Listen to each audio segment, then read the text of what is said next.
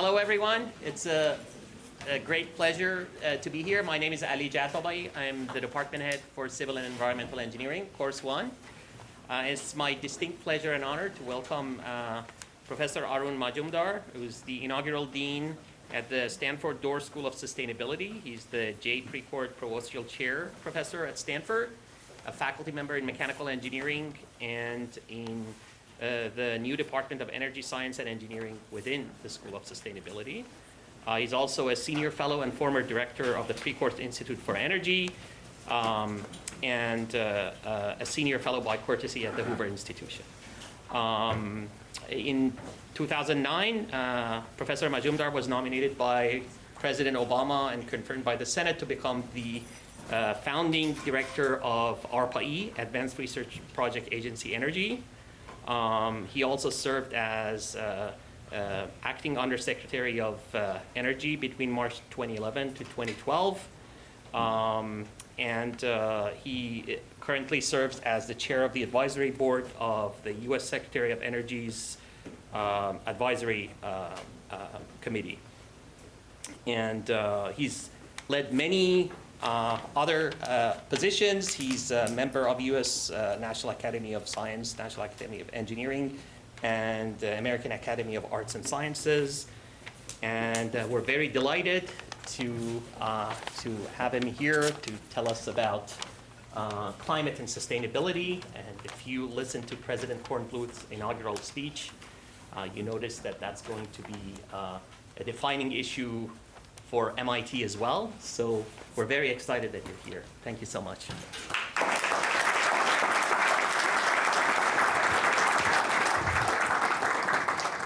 Well, thank you, Ellie, for, I think you can hear me, for the very warm welcome, and I'm so delighted to be here.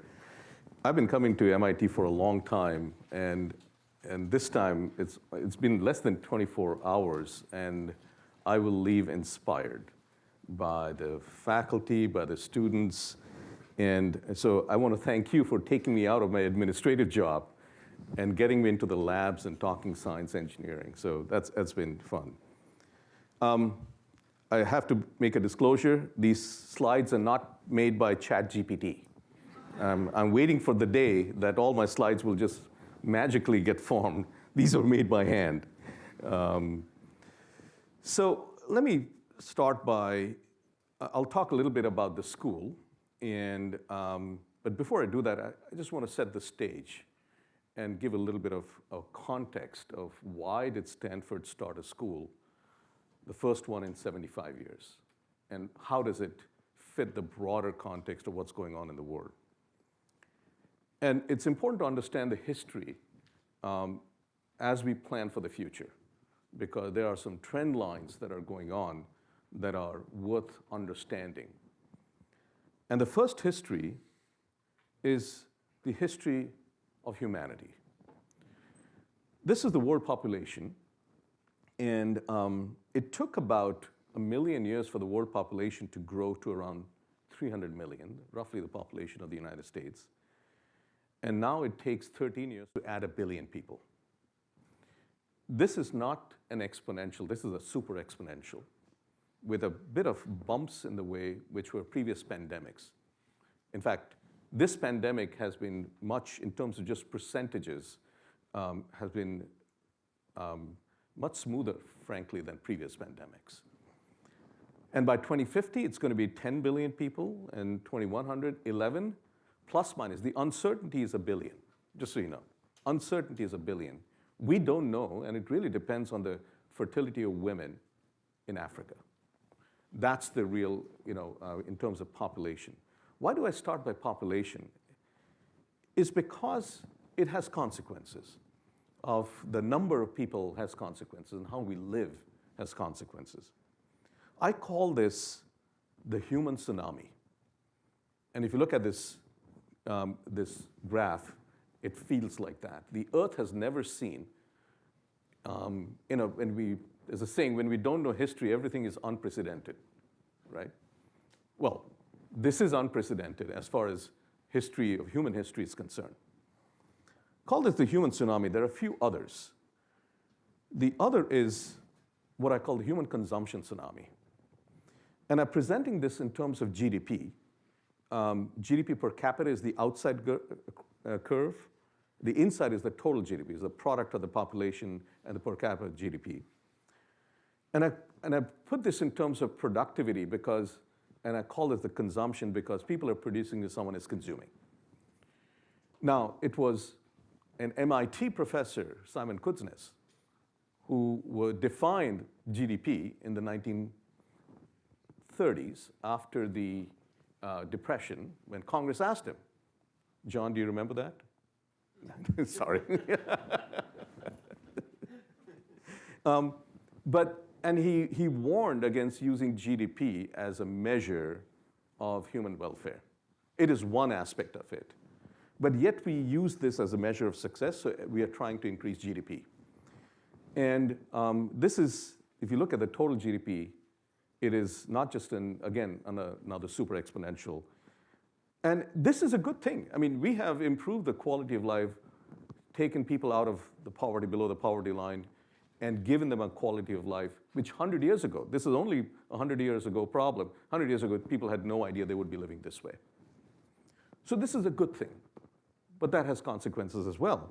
To produce these things, there's an energy consumption tsunami.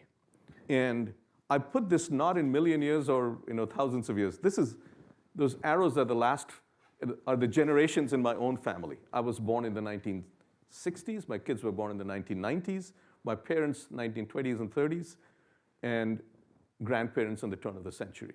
In 4 generations, we have completely changed the energy scene, and we are now 80% of the primary energy comes from fossil fuel.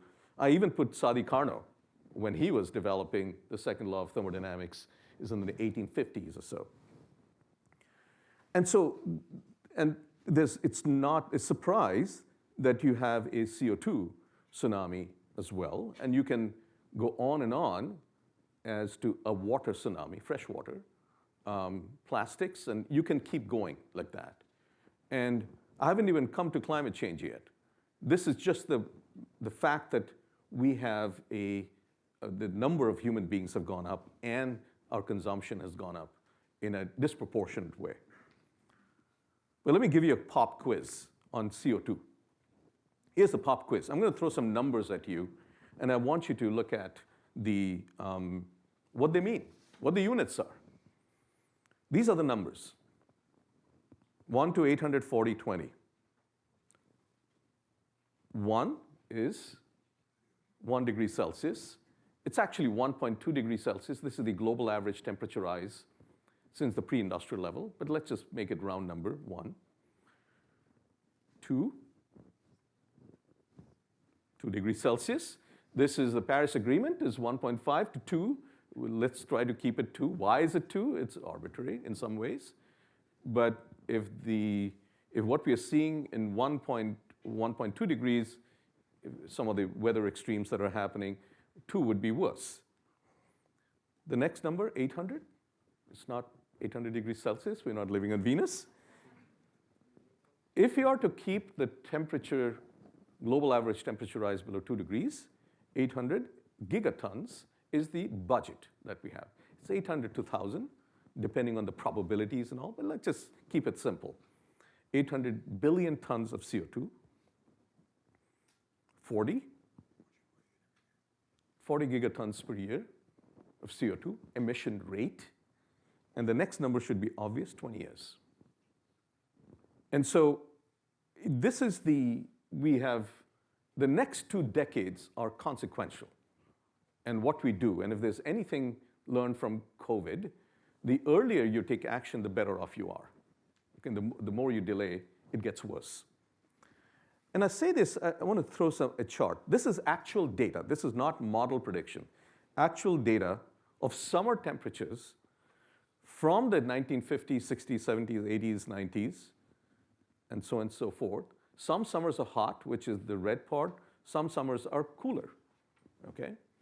And the average is certainly moving to the right-hand side, but you see the probability, the tail of the distribution is the probability and the intensity of those extreme events that are happening are ways that it's just much higher risk right now.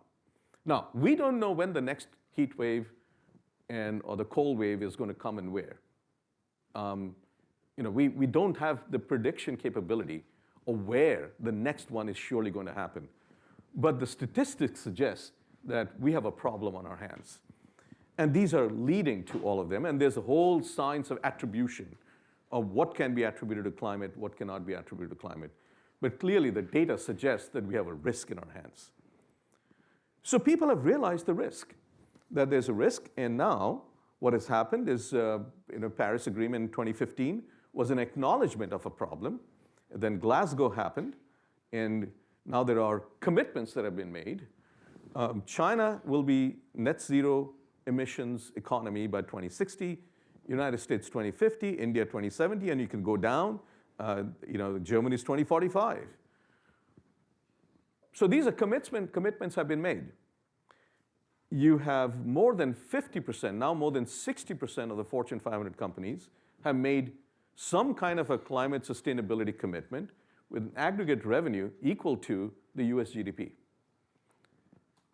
And he asked the question, what are the pathways to meet the commitment? And no one has an answer to it. That's the world we're entering. Okay? Now, you could think of this as a challenge. It's a massive opportunity as well. How to defining through knowledge and translation of the knowledge to do something and figure out what are the most cost-effective as well as publicly accepted pathways to move there. Now, so these are interesting times. I have not seen, and there are people in this audience who know the geopolitics much better than I do, but I don't know of a time where all the nations and majority of the global businesses are all aligned to do one thing, but they don't know exactly how to go there. Okay? That's the world we're entering. Now, you could say that what you really need is all countries, this is on the vertical axis is per capita CO2 emissions, on the horizontal axis GDP. So you take those two tsunamis and you put them together, and what do you see? Well, in a log-log curve, they all look like a straight line. But nevertheless, every country is starting from a different initial condition and a different boundary condition. So they all have to follow a different pathway. And imposing one pathway on a different country is not going to work. No one likes to be told what to do. And so the pathway of the United States per capita emissions is about 15 tons per year. The global average is 4. Okay, so we are 3 times more than the global average. Whereas there are many other countries who are below the average. So there is where the infrastructure for energy doesn't even exist in many places. So if you want to group this into some categories, there's certainly a role for decarbonization. Okay? And the countries which are above, which are the developed nations, have to decarbonize. There's no question. Most of the CO2 that's in the atmosphere, which have a lifetime of a few hundred years, have been emitted by the developed nations. And now being emitted by the larger economies that are growing, like China and India, et cetera. But the other countries need leapfrogging into low-carbon infrastructure. And they don't even have the right infrastructure. In fact, that may be an advantage not to have an existing infrastructure where they all can, but they need the help and they need the desire to be able to lean into a new infrastructure. So those are 2 different categories, and yet I say this, the categories, but they all have to follow a different path. Maybe neighboring countries can partner, but that depends on a lot on what the conditions are. Regardless of this, there is a real risk of exceeding 2 degrees. In fact, my last trip before the pandemic was to MIT, where, if you recall, Secretary Moniz was there interviewing and asked me, is 2 degrees, what do you think? And I said publicly, it's baked in. We should be planning for 2.5 or 3. And so regardless of the decarbonization and leapfrogging, adaptation and resilience of people and communities is going to be paramount. because we are going to likely to exceed 2 degrees. And it's 2 degrees, but the tail of the distribution acts differently in different parts of the world. In the global south and the tropical regions, we are going to exceed some temperatures that we have never seen before, and humidities that we have not seen before, and that's dangerous for people. And many parts of those regions don't even have the infrastructure to keep people cool. So this is the world we are entering. It's a little scary. It's a gloom and doom, but I'm going to come to the optimistic part soon. So what do we need to do? Well, there are many reports written. Here's one from the National Academies. The yellow line is the business as usual, and the red line is the 2 degrees. Vertical axis is the emission rate of the world global economy. And so if you are to keep below 2 degrees, there are at least 2 things we have to do. Seem like very simple, and I'll tell you how difficult that is. One is the mitigation part. That means we have to reduce emissions. And as I said, that is the job of the developed nations. And getting the developing emerging economies into new infrastructure. But that mitigation is tens of gigatons per year we have to remove, and we got to start now. But that's not enough. There's a blue region in the negative side. We have to remove the greenhouse gases from the atmosphere, because if you don't, we're unlikely to reach the 2 degrees temperature and create a net zero global economy. Again, tens of gigatons of negative emissions. That means we have to remove the CO2 from circulation that has been emitted. Now I'm throwing out these numbers of gigatons as if they're numbers. So here's a second pop quiz. What is the total weight of all 8 billion human beings on Earth in gigatons? Any guesses? Half a gigaton, just so you know. We're talking about tens of gigatons of removal, and there are only few gigaton level industry around the world. Is oil, gas, coal, steel, cement, and ag. That's it.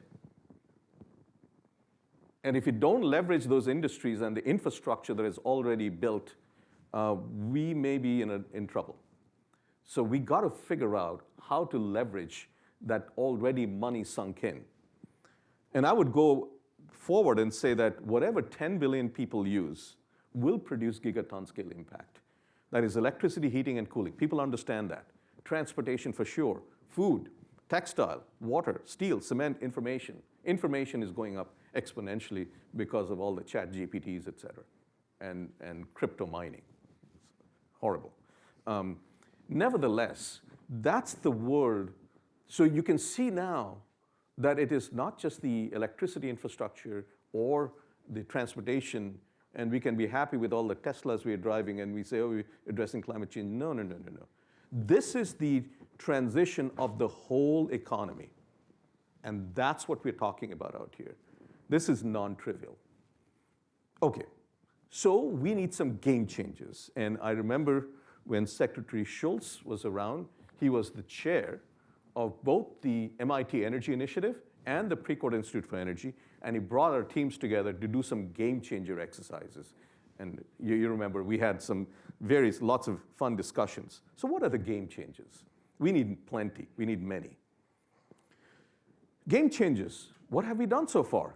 It's not that this cannot be done. Unconventional oil and gas, let's not forget that, because that got the United States out of coal, and coal is not just CO2 problem, there are many other issues with coal. As long as natural gas does not leak, because if it leaks, it's actually more than 4%, 3.5%, 4%, it's worse than coal. And we are finding leaks, a lot of leaks. But if it does not leak, it's actually half the emissions from coal. So, and you need the energy for industrial heating and a lot of other things. Renewable electricity. This is the first time in history that renewable electricity at the terawatt-hour scale is the cheapest way to produce electricity in many parts of the world, not everywhere, many parts of the world. And the yellow line is for solar. The blue line is onshore wind, now offshore is coming down. And the dashed line is the price of electricity, or sorry, the cost of electricity production from natural gas combined cycle turbine, which kind of is coming down but at a much lower rate, and we are crossing over in many places. This is a good thing.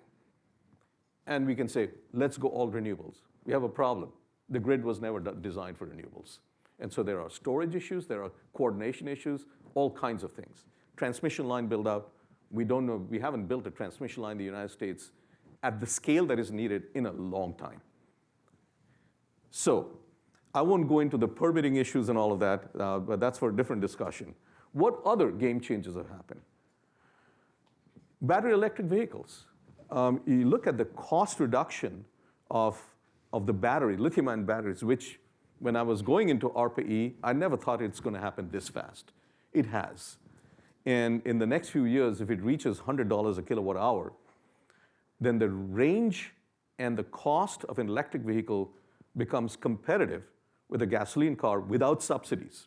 Yet we are getting subsidies with the US-made EVs now under Inflation Reduction Act. But nevertheless, this is a great thing. This is a tectonic shift in the auto industry. And this will now infuse itself in other transportation as well, but this is the first use case. There's another one, which people forget, which happened even faster. That's LED lighting. And this has transformed lighting and the energy use in many emerging economies where there was no lighting, because if you have an incandescent bulb, you need a lot of power. Here, the power requirement is much lower, solar is compatible with it, and that has changed the ball game in terms of lighting. And so these are, this has happened, if you look at how long this took from solar and wind to come down, or for horizontal drilling and hydraulic fracturing, it took about 30 years. The question we have to ask is, yes, we can invent new ways. Do we have 30 years left? The answer is not really. We need to move fast because the next 20 years is going to be critically important. So what else do we need? Because these four are not, they're necessary, but definitely not sufficient to address the energy infrastructure. And as I will tell you later, it's not just about energy. I'll come to that. We need much more. So what else do we need? Well, multi-D grid scale storage at roughly $10 a kilowatt hour is kind of the target. And Don, you are developing those technologies in your lab with all kinds of different electrochemistry. Small modular nuclear plants at half the cost of today. The cost of nuclear plant has something called a negative learning rate. That means the more you build, the more expensive it gets. It's the opposite what it should be. So small modular reactors, will be great, but we need to put at least 10 plants to see if the cost really comes down. Refrigerants, big deal. The Kigali Amendment has essentially going to phase out cooling technology, and we really don't have a replacement technology yet. Building energy consumption, decarbonizing industrial heat, maybe with hydrogen or others, or reimagining steel, cement, and petrochemical processes. These are roughly 20% of the global emissions. Decarbonizing food and ag, which is 25% of the global emissions, right? These are, if we don't do those, we are in trouble. That is, we are not going to address climate change with this. And then a massive level of carbon management and removal from the atmosphere. So what I'm painting is that this is a huge effort in the energy part itself, but this is more than energy. And let me just say, what happens in energy, and we know this in California, affects water. What happens in water affects food and ag. What happens in food and ag affects biodiversity. That affects ecology. That affects global health. These are all interrelated. They cannot be separated.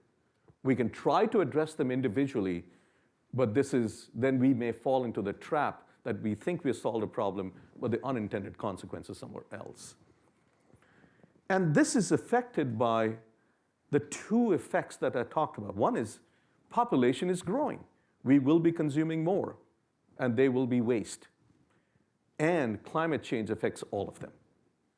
That's the world we have. And this is what emerged at Stanford about 5 years ago when there was a listening tour by the president and the provost, talking to a new president and new provost, talking to the people, faculty, students, alums, postdocs, staff, all stakeholders. What are the important issues? These came up individually. And we said, that's all great, but they're not separated. Let's put that under sustainability, and because all of them are interrelated. And then it came to a committee, which I co-chaired, as to what we should do about it. And we gave the president two options, because if you give them one option, they're cornered. So we gave them two options. And he and the provost chose the school. Why? Well, we have 6 schools in Stanford: School of Engineering, School of Medicine, School of Business, Graduate School of Education, Humanities and Sciences, and School of Law. And we had a School of Earth, which we actually ended. And that, plus a lot of other things, came under the School of Sustainability. And it's been an exercise to understand what is a 21st century school, and how do we create some silo busters? Because as you can imagine, the issue of climate, sustainability, energy, and others cannot be divided neatly into an engineering issue, or a law issue, or a business. It's all of the above. So why create a school then? Why not create a college? Which MIT did. We looked at that, and we said, that was the other option, by the way, that we gave. We said, the MIT is doing the college on information, and he said, hey, maybe that should be one of the options. Why not? And I'll tell you how we are thinking about it. And this is a giant experiment. We haven't done this in 75 years. I asked for the record of when was it done, and the 75 years ago, is there a record of how it was done? There's no record. And even if there was, it would be irrelevant at this point. So we'll have to make it up now. We'll have to figure out how to do this. This is just the launch of the new school on September 29th, and John and Ann Doerr are there. And there were actually protests going on at the same time by some students who wanted us to disengage with fossil fuel companies. That's good. They have a voice. And we launched the school. And again, this has been a 5-year process. And the way I define the school, in simple terms, is a 3-legged stool, or a 3-legged school. The traditional part, we have to honor some tradition at a university of how things are managed, how people are hired, how curricula are developed. And so the first leg of the school are departments. Why are departments important? Because that's where we hire faculty, that's where tenure happens. We admit students, we grant degrees, we develop curricula, and a lot of research that are for the sake of knowledge, understanding how nature works, is done that way. And we wanted to respect and honor that. It's very important to do. And we realized we need more faculty in gaps that we have in our own faculty. And there are new things that are emerging. So the civil environmental engineering at Stanford now is a joint department between School of Engineering and the Doerr School of Sustainability. Energy Science and Engineering, which Ali, you mentioned, I'm a member of that, and so are many other joint appointees. I'm a joint appointee between School of Engineering and the Doerr School. We just launched a new Department of Oceans. We got Geophysics, Earth Systems, Earth and Planetary Sciences, and we decided to include social sciences in the school. And we have 2 what we call proto-departments. We don't have critical mass yet. We call it a social sciences division with environmental behavioral science and global environmental policy as part of our school, and how we create some joint shared values and how we approach things. So this is one part of a traditional school, but there's a risk associated with that, is that we may be a little insular, that we may have a nice school, but we may not be interacting enough with the other parts of campus. And we realized at that time, while we create a school, we need to create an all-campus, all-hands-on-deck mobilization on this front. Even if they're not part of the Doerr School, we need to harness that intellectual horsepower and the energy that in other schools, and whoever is interested, and direct them towards these massive challenges and opportunities. Luckily, we had some institutes in place, Woods Institute for the Environment and Precourt Institute for Energy, and we're going to launch an Institute for Sustainable Societies. We haven't done that yet. We are going through some workshops now. And the Woods and Precourt have been around for the last 15 or 20 years. And during that time, they have created the connective tissue on Stanford campus to bring faculty and students and postdocs from different part of campus to do solutions-driven, use-inspired research. I call that proof of concept solutions, proof of concept research. And these are use-inspired. And they have a connective tissue to the outside world, whether it's industry, nonprofits, government, et cetera. And we said, we need that. Without the institutes, the school will be too insular. Those two were not part of any school. They've been brought under the school to leverage its connective tissue and create these silo busters. And we said, those are necessary, but not sufficient. There's a third leg. And the third leg is what we're calling the accelerator. We felt that the proof of concept research that universities are generally very good at are necessary but not sufficient, because we need proof of scalability. Because if some of those solutions does not scale, it may not actually matter. So how do we show proof of scalability? And so we have a third unit. Well, let me walk you through a little bit of what's actually happening. The School of Earth, before it ended, had about 69 faculty members, then all part of the Doerr School. We had a flurry of joint appointments. We have more joint appointees than 100% appointees. And we have now about 140, just a head count, which has essentially formed a microcosm of the whole campus in one school with lots of joint appointees. And we are now hiring 60 new faculty. That's the goal, and maybe more if we can do enough fundraising. But we'll see whether we need that or not. But 60 new faculty. We're developing undergraduate curriculum right now with both depth and breadth, and I won't go into the details, but we are super excited about this. And not just for our internal, we're developing an education program for the outside world, which we like to make it free. And that's something that we are just starting to think about. But let me say a little bit about the accelerator, because this is a model, and I'm going to show an example where I think you'll realize a different way of approaching research. Normally, when we do research, faculty, students, we go deep in something, and that's very important. We are curious about a subject, we want to understand how it works, and we go deep. And that's important, but we have some major challenges out there, major problems, as I mentioned earlier.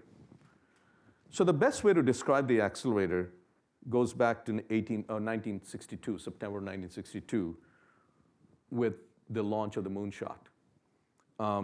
We choose to go to the moon and return safely within the decade, not because it's easy, because it's hard, but needs to be done. Now, in this case, we're taking that model and asking the question, can we apply this out here? And because if you remember, or those of you who were around, remember that once you make that goal, you have to then work backwards to see what you need. You need a new rocket system. You need a navigation system. You need new spacesuits and other things, a landing system, et cetera. And then it all has to come together, and it gets kind of accelerated, and this happened within a decade. So in our case, the problem is different. Here, the economics didn't matter. In our case, economics does matter. And so can we apply that same approach of a mission-driven and working backwards to see whether we can create some knowledge, or at least address some knowledge gaps that are there. So here's the left-hand side, our sustainability Stanford Accelerator, and we are a bunch of faculty, students, postdocs, and staff. That's all academic institution. we have to understand what are those flagship destinations. And these are some examples. Removing or abating 1 billion tons of CO2 equivalent per year at a cost level. And if you don't bring down the cost, it will never get to 1 billion tons. It will remain in the lab. There are other adaptation measures for 1 billion people against the risks of climate-induced weather extremes, and so forth. Protection, conservation, water, fresh water. It's going to be a big deal. Then the question is, while it's easy to put these targets, the difficult part is to work backwards to understand where are the knowledge gaps. And the knowledge, and there are various pathways. It could be technology, it could be a combination of technology and policy. It could be a shared digital platform. It could be education. So trying to figure out what those plausible pathways are and working backwards to see where the gaps are. And the way we're putting it is that we want 1,000 flowers to bloom, but let's define the garden where they can bloom and define the knowledge gaps where they should be blooming. So I won't go into the details of this, of the adoption curves, et cetera. We want to steepen this. But if you look at the maturation, the innovation value chain, we have proof of concept research, there's proof of scalability, economic viability, proof of scalability. And the proof of scalability comes from if you understand supply chains, if you understand manufacturing infrastructure, regulatory barriers or regulation policy levers that you can use, access to low-cost capital, markets, these all are very important. And while it is shown in a linear way, it should not be. Because what you really want, and by the way, they need capital of different levels along those innovation value chain. And the risk appetite goes down as you go to the right. And the question we are asking is, can you work backwards and reverse engineer this? And to identify gaps, barriers, risks, and levers to create plausible scaling pathways. Because if you don't do that, and if you go the linear way, you may hit a cul-de-sac that you'll never progress beyond. And it's a different way of approaching things. And it's not that it's never done, but I'm not sure it's elevated enough, frankly. So here's an approach. The first flagship destination we announced a couple of weeks back is atmospheric greenhouse gas removal at the gigaton scale. And this is not just CO2. I'm going to talk about methane as well, and N2O. So let me give you an example how one should think about it and how we are thinking about it. There are many ways of removing CO2 from the atmosphere. One is the chemical way. There is a sorbent, you absorb CO2, and then you apply some heat or some other pressure swing, and you get the CO2 out in a concentrated way. And there's a high temperature process, there's a low temperature process. And there are two reports. One is the APS report in 2011, and the other one is the DOE report that Joan Deutsch and I worked on in 2016 of how to achieve this. But regardless of which way you go, there's an energy cost to this. And let me tell you where we are today. The energy intensity of chemical atmospheric CO2 removal is the following. That if most of the energy requirement today is heat, is not electricity. About 85% or so is heat. And the total is about 2,000 kilowatt hours per ton of CO2, right? So take that number. And now you ask the question, we need to remove at least 1 gigaton per year. We should be doing more. But 1 gigaton of CO2 removal per year will need 2,000 terawatt hours of greenhouse gas-free energy, okay? Just the scale of the numbers. In 2020, the US production of carbon-free electricity from nuclear, wind, solar, hydro altogether was 1,500. So if you're really serious about this, it's not enough to show something working in the lab, but work backwards to say, what else do you need? Do we need like a spacesuit, a rocket? What else do we need to actually get to the moon? Well, let's see what the thermodynamic limit is. Thermodynamics is extremely important. The thermodynamic limit, roughly, and this is very simple to calculate in logarithmic functions, is about 125 kilowatt hours per ton of CO2, just mixing. 420 ppm, we know what it is. But a thermodynamic limit, there are no rates. So you need, the optimal comes, you're slightly above the thermodynamic limit, about 4 or 5 times. Most engineered systems show there's about 4 or 5 times. And so then you can get to the optimal cost, minimal cost. So let us say we take that. We still are a factor of 4 away. So there's R&D needed to do that. Not just sorbents and chemical, but system level R&D that is needed. But even if you do that, you'll go from 200 terawatt hours for 1 gigaton to 500 terawatt hours. And we are at 1,500 terawatt in the United States. This is global we're talking about. So if you don't develop sources of zero carbon heat at less than 2 cents a kilowatt hour at the 4,000 terawatt hour scale, we are not serious. And so if we have that goal and if we want to go chemical, we got to develop geothermal or solar or nuclear and other things while we develop the chemical so that they all come together to solve the problem. Otherwise, we're not serious. So this is an exercise. I'm just giving you exercise. The other way to think about it is biological capture of CO2, which was one of the chapters in our report. CO2 is dispersed at an average of 420 ppm. Let's say the average is, the concentration is the average. It varies a little bit, but 420 ppm. As we know, many of you know, any separation or conversion of CO2 needs energy, right? And separation processes and lower the concentration, more energy you need. So we need some form of dispersed energy because CO2 is dispersed. Luckily, we have photons, and we have a photosynthetic machinery. There's a lot of work that has been done on trees. Okay, let's grow some trillion trees or something. Will it be enough? Not really at the rate as what we need. Luckily, we have crops that are grown annually. And here's an example. And 10% of a crop is food, 90% is crop residue or waste.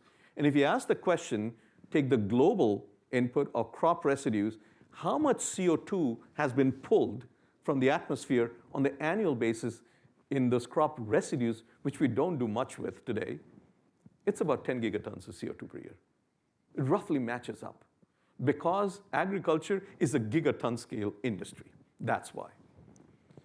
So we need a different way of thinking about the value of carbon in crop residues is more than the value of fuel, like cellulosic fuel that people have been working on, but because this is negative emissions. So agriculture is carbon engineering 1.0. We need a carbon engineering 2.0 to remove CO2 from the atmosphere. So what can you do with these residues? Here is a proposal that we don't know how to solve yet. How can we make crop residues inert enough at very low energy cost to microbial activity to recarbonize the soil at dirt cheap cost? Dirt cheap because it is dirt. So how do we do that? You can do torrefaction, biochar, energy intensive, not good enough. So here again, we are defining the garden, and now let the creativity start, let the game start to solve that problem. Because if we can solve that problem, it can be scaled with the right business model, financing, carbon accounting, and all of that. But if we have to have a garden to focus on. Let me say a little bit about methane. Methane, I call this this sleeper in this. Why? Because methane concentration has gone up dramatically in that exponential way. It has caused about 0.5 degree Celsius of warming from pre-industrial level. Out of the 1.2, half is from methane. And methane starts off with a global warming potential of 120. After 20 years, it's 84. And after 100 years, it's 28. Methane is removed from the atmosphere. I'll tell you how. But even today, on a daily basis, the radiative forcing from CO2 is about 1.6 watts per meter squared. From methane is about 1. So this is a serious problem. And you have N2O, halogenated gases, and N2O, which is from our runaways from our agricultural fertilizers, et cetera. So why does the methane concentration go down in the atmosphere over time? But we're emitting methane at a faster rate, which is why the methane concentration is going up. So what removes the methane? What removes is some free radical chemistry. In the atmosphere, in the troposphere, ozone is broken up by absorption of UV light into oxygen molecule and oxygen atom, which we call a free radical. The oxygen atom reacts with water to form the hydroxyl radical, 2OH. Activation of CH bond in methane is very hard. One of the hardest problems in chemistry is the activation of the CH bond at room temperature. You can take it to 1,000 degrees, but we're not going to heat the atmosphere to 1,000 degrees. It has to be room temperature. So nature has shown us how to do that, because the OH radical can activate the methane to form the methyl radical. And once you activate it to methyl radical, it's a downhill reaction to CO2. It's all downhill to CO2. The activation barrier is too high. There's competition. The OH radical can be consumed by carbon monoxide and form other things, or it can form with hydrogen radical, oxygen can form OOH radical. I won't go into the details.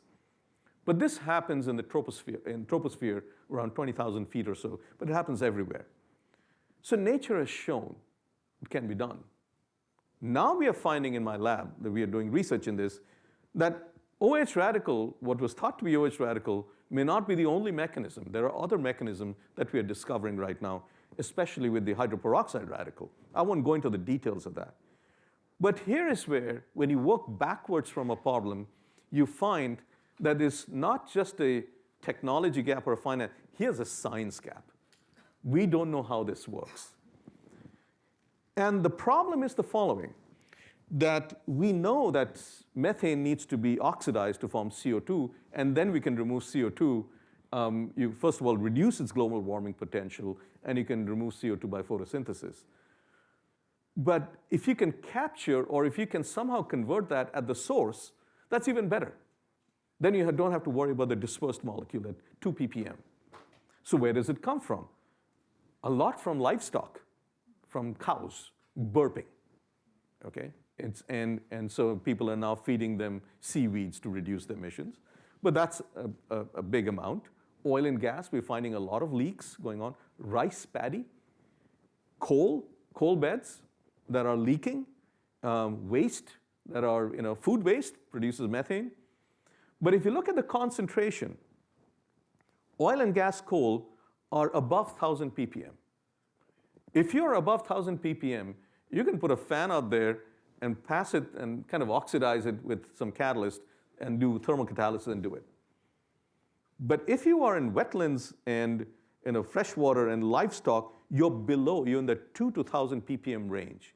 And no one has figured out how to oxidize methane at such low concentration, because it's highly inert. It doesn't stick to a catalyst.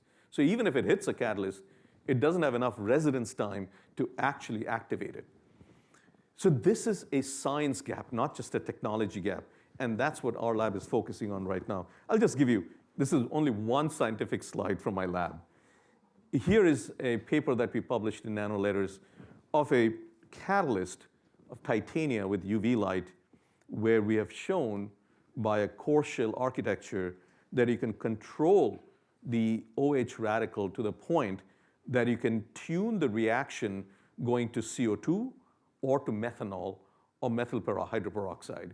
And this is learning from the science of this, of how the mechanism work, and lots of details on fluorescence measurements and electron parametric resonance measurements of radicals. We are now finding the mechanisms, and turns out to be not exactly what the textbooks say. And we are publishing that right now in addition to this. And we are leveraging that knowledge to get to the 2 ppm limit. And if you can figure out how to get to 2 ppm in the ambient condition, that becomes a method perhaps of scaling and then to address the methane problem. But let me end here with a message. We have some big problems out there. Those, I look at them as opportunities to innovate, opportunities to be creative. But if you really want to think of solutions and you want to go at speed, think about scale from the beginning and not as an afterthought. Thank you. Let me stop here. Thank you very much.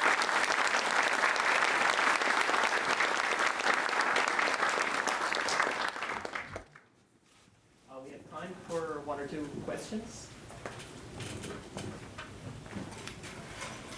Yes. Hello, thank you very much for the presentation. My name is Janelle Knox-Hayes. I'm a professor in the Department of Urban Studies and Planning. And I really appreciated the talk and all of the things you're doing to bring the social and human dimensions into your climate school. I want to push a little bit on the technology front of this in the spirit of, for example, the Stockholm Institute's 9 planetary boundaries, and ask to what extent you think climate change is the problem versus symptomatic of a problem of a much deeper and fundamental temporal imbalance in the scale of human versus natural productivity. And if the temporal dimension is the problem, to what extent can technology solve this without actually addressing the political economic systems that are generating the problem to begin with? Yeah, the problem is complex enough that technology alone is unlikely to solve it. But without the technologies also, by politics alone, it's not going to happen. That's my opinion. So you need both. And you need to be aligned and synced up. As I said, the climate change is certainly a problem. It's aggravating all the other issues that are coming up with a massive population growth, where the timescales of population growth and the timescale of natural biodiversity are just mismatched. The biodiversity cannot adapt to some of the things at a rate that it's happening. You know, the Earth's atmosphere has gone through various cycles of CO2 and temperature, even bigger than what we're seeing. It's been stable for about 12,000 years, which is why we have agriculture for 12,000 years, but it's gone up and down. But the CO2 has never gone up at this faster rate ever in Earth's history. So there is and that is not only due to the fact that we are using fossil fuel, also the population growth. And so we have, and to the Stockholm Institute, they talk about this, about how much population has grown, and are we at a tipping point of other things? So it's a confluence of various things which are all interrelated. I don't think they can be separated, but that's where it is. And we need the social science, we need geopolitical leadership. There's no question about it. But technology alone is not going to solve it, but I don't think we can solve this problem just geopolitically. What was the question of this? Noel? Yeah, Noel Salim, professor in the Institute for Data Systems and Society and Earth Atmosphere and Planetary Sciences here. My question is somewhat related to Janelle's, and you framed this as a problem of scale and a global perspective. But one of the things that we're thinking about also institutionally here at MIT is the imperative of dealing with justice and climate justice as a ground level principle in structuring institutions. I was wondering if you could talk a little bit about how you're thinking about engaging with the communities that are most affected by sustainability and climate challenges in the context of the school and what you're doing. It's a huge deal. Because this global transition that we are embarking on, this is going to affect human lives in ways that a lot of other things, maybe COVID is just a dress rehearsal, I think, in terms of the scale of the transition. We saw in COVID that the equity, access to vaccination was not uniform. We actually did a terrible job globally on this issue. And I think we are going to see this happen in ways that we better anticipate. So for example, how many people have read the book, The Ministry for the Future, right? It starts off with this really dark event that happens in India. And it's when the wet bulb temperature exceeds 35 degrees Celsius, right? And that we think is way down in the future.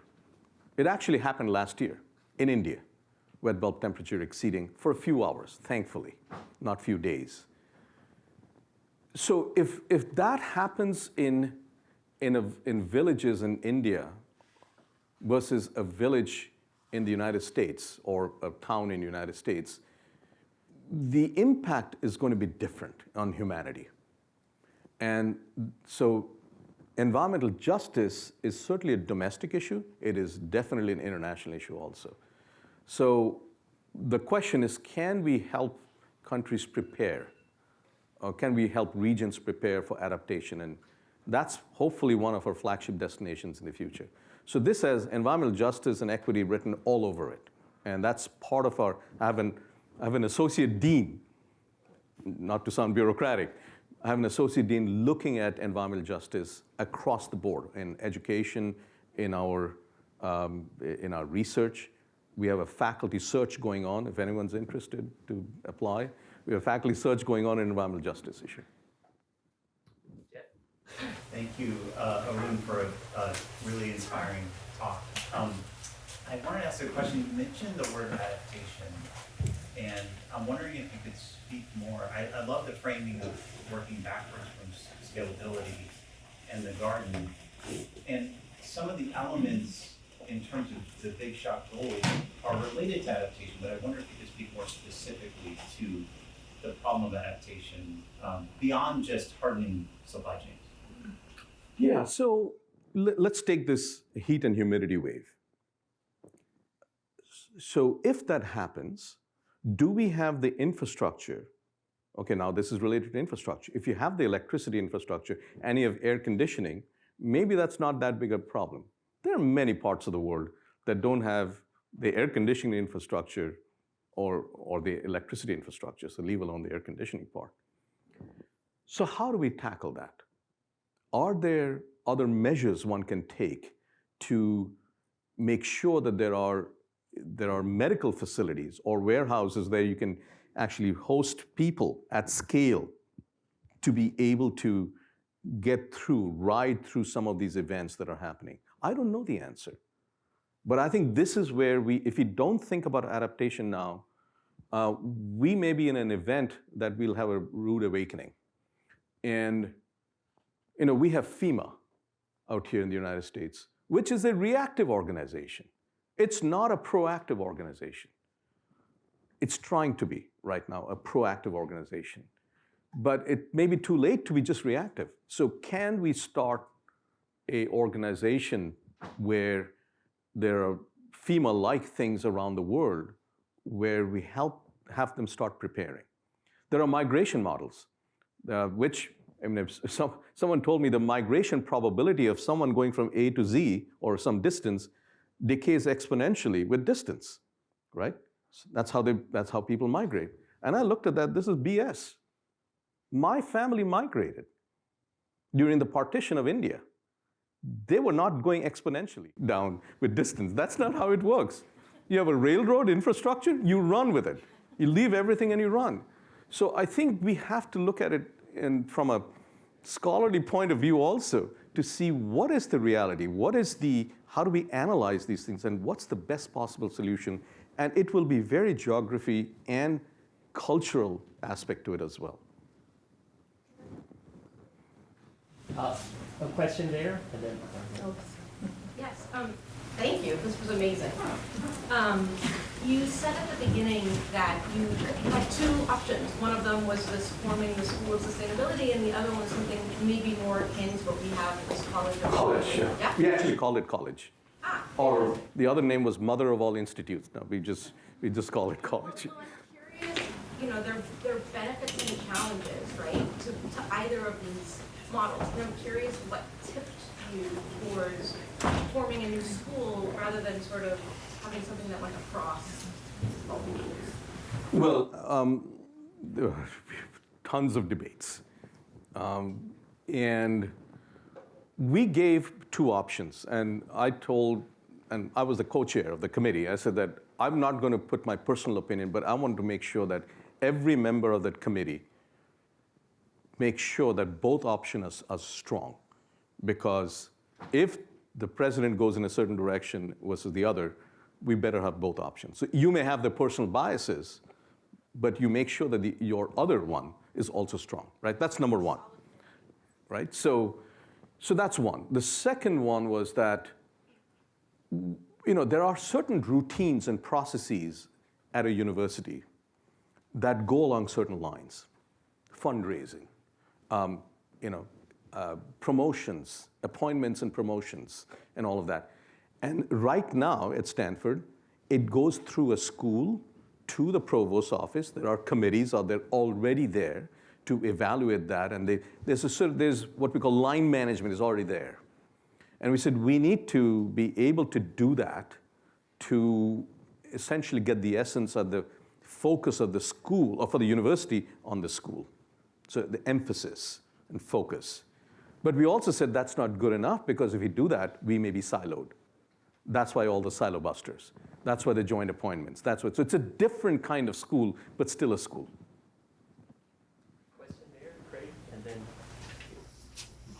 Hi, thanks for the great talk.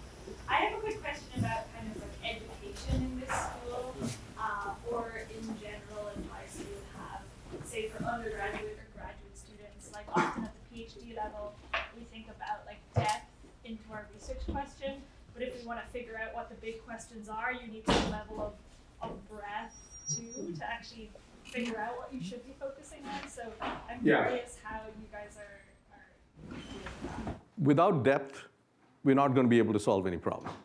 Let's be very honest. We have to have depth in at least one thing, right? Maybe two. What's it called, a T or a pi? I don't know what those symbols are. I'm sure there are emojis associated with those too. But you got to have depth. Because if you have the taste of depth in one field, you know what is depth in other fields, or the lack of depth in other fields, right? And so we have to make sure that the education system provides that. And otherwise, we're not doing our job. If you only know little bits here and there, suddenly you find a different situation, you don't know how to exactly handle this, because you don't know how to break it down or analyze it and all that. So, I mean, that's hopefully what we will do right now. I mean, that's what the plan is. Great. This is intentionally provocative and only intended for discussion. The comment about the wet bulb temperature in India indicates that ultimately this problem is self-regulating. That is, there will be an upper bound on the population of the Earth. Given that, doesn't it suggest that all the developed countries should cease health and longevity research? Or instead of opening a college of environment, close down the Stanford Medical School? Now again, this is intended to be provocative, but if we're serious about stopping climate change, human lifetime increase is really a very serious problem. Yeah, isn't there a Dan Brown book on this? There's one on the, anyway, Inferno. I think it's about that. But look, I think the issues of population control, obviously there are, needless to say, I know you're being provocative, but there are, obviously you also know this, there are ethical issues, moral issues associated with that, preservation of life and all. So we get into that then. So I grew up in India. The government of India in the late 1970s tried to do forced sterilization of men. The next election, they got booted out. Okay, so the only thing, now you could do it in an autocratic society, but not in a democratic society. There's no way. So the only thing that works, that we have seen, at least I have seen in the Indian context, is education. Education of women. And you start early. And that's the only hope. So one of our goals is the education, outward-facing education that we are going to develop.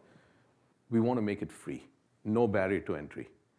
And not so much population control, but at least education for what the consequences of climate change and how to address. There's a strong correlation between education Yes. of women and fertility. I don't know if my question will make sense for you, but you can achieve scalability through law of large numbers, right? Through law of large numbers, rather than just for solutions.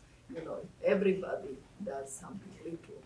And in your vision, you actually, I don't know if you know Elinor Ostrom's work for social ecological systems. She was the first woman Nobel Prize winner in economics. And she said if people start bottom up and aggregate, and so rather than starting from the end and looking at a few very large scale, solutions, how do you give incentives for If he can get people, so what I presented was a little more supply side, right? And the question is, how do we get demand side? How do we get people motivated? A lot of people at scale. This is where the scale comes in. So that's a good question. I mean, we haven't figured out how to get people around the world. Let's say we get 1 billion people to do something about climate and sustainability. One has to make it appealing to the local context, right? I'm not sure anyone has done this. If some economist has figured this out, I would love to find out. Well, Eleanor Ostrom, she fascinated me. It's really worthwhile looking into it. She has this framework for sustainability for social ecological systems. She always have limit on ecological. Yeah. How do you do this bottom up? And we have a lot of, technology, IT and so forth, Internet of Things and stuff like that. A lot can be done, not just by having just nuclear and whatever. So we have one of our faculty is looking at coral reefs. We have Oceans Department, Hopkins Marine Center in Monterey is part of our school now. So you're looking at how to preserve coral reefs from bleaching, temperature rise. And he's using natural selection. So there are some corals, and then preserving them and propagating them. But the coral reefs in different parts of the world are different. So he's now on an education mission to educate peoples in the island nations to preserve their own coral reefs and how to do that. So that's, okay, got it. Well, thank you very much for a wonderful talk. Oh, I appreciate it. Thank you very much.